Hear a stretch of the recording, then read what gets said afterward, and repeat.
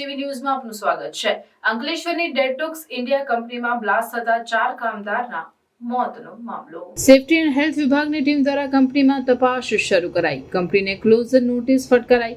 મૃતક કામદારોના પરિવારજનોને 30 લાખના વળતરની કંપની દ્વારા જાહેરાત કરાઈ। પણ બોડી કલેક્ટરે બેસીશું ના અમને સહમતિ વગર તમે કરતા નહીં, તમે જવાબદારી લેવાના છો। આજે દુઃખની ઘડી છે યાર, અમે સમજીને વાત કરીએ છીએ, એનો મતલબ એવો બી નથી। આવી ઘટના તમારા પરિવારમાં થઈ તો કેમ બારોબાર બોડીઓ લઈ જાઓ છો સહમતિ વગર? કોની કઈ એફઆઈઆર છે? લાવો ને બતાવો, એફઆઈઆર કરી છે તમે? અકસ્માતની એફઆઈઆર કરી છે? કઈ રીતના તમે બોડી ઉઠાવી લીધી બારોબાર? કોર્ટમાં જશો, આ તમને કહી દીધું મેં। આવી રીતના જો જે બી ઉઠાવશે ને અમે તમને અરજદાર, તમને આરોપી બનાવીશું। આવી થોડું ચાલે યાર।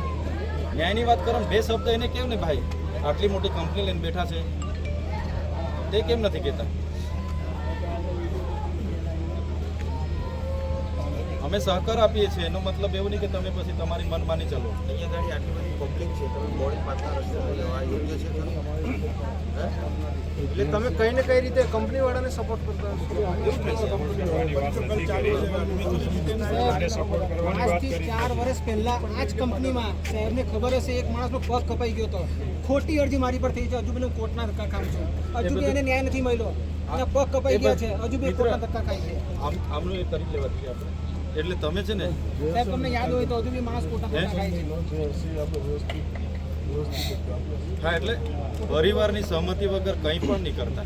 અમે મેનેજમેન્ટ સાથે વાત કરીએ છીએ, તમે તમારી મનમાની કરશો તો અમારે પછી તમારી સામે લડવું પડે। મેનેજમેન્ટ પછી સાઈડ પર રહે છે, એના કરતાં તમે ને અમે આપણા બધાના સહકારથી પરિવારને 2 પૈસા મળે। નાના નાના બાળકો છે, એ પ્રયાસો કરીએ આપણા તરફ। પણ આ પીએમ બી કરાવી દેવો ને બોડી, પછી તે બી જશે નહીં। અમે તો અહીંયા જ છે, પછી બોડી લઈને કલેક્ટરે બેસવાનું થશે તો ત્યાં બેસીશું, તમારી એસપી કચેરી લઈને બેસવાનું થશે તો બેસીશું। જે કરાવશે, જેની પણ અંદર સિગ્નેચર હશે, તપાસ अधिकारी ने हमने आरोपी बनाई दी है। कौन ईजा है, तो हम अभी यहाँ पहुँचे तो कंपनी के मैनेजमेंट जो प्लांट मैनेजर उनसे मिले। उन्होंने बोला कि 4 लोगों का आइडेंटिफाई हुआ है। उसमें कोलेश राम है, मुकेश सिंह है, हरिनाथ यादव है, औसक राम सिंह करके है। तो उन 4 लोगों को परिवार के अभी हमने बुलाया, उनको बोला है। तो कंपनी को हम बोल रहे हैं कि ये परिवार के छोटे छोटे उन 4 लोग के बच्चे हैं, तो उनका परिवार का आने वाले दिनों में गुजरान कैसे होगा, तो उनके परिवार के गुजरान के लिए कंपनी मानवता की राह से 1-1 करोड़ का मुआवजा दे, और उनकी जो भी बीमा पॉलिसी है, जो भी रूल्स और रेगुलेशन में आता है, वो भी सहाय करे।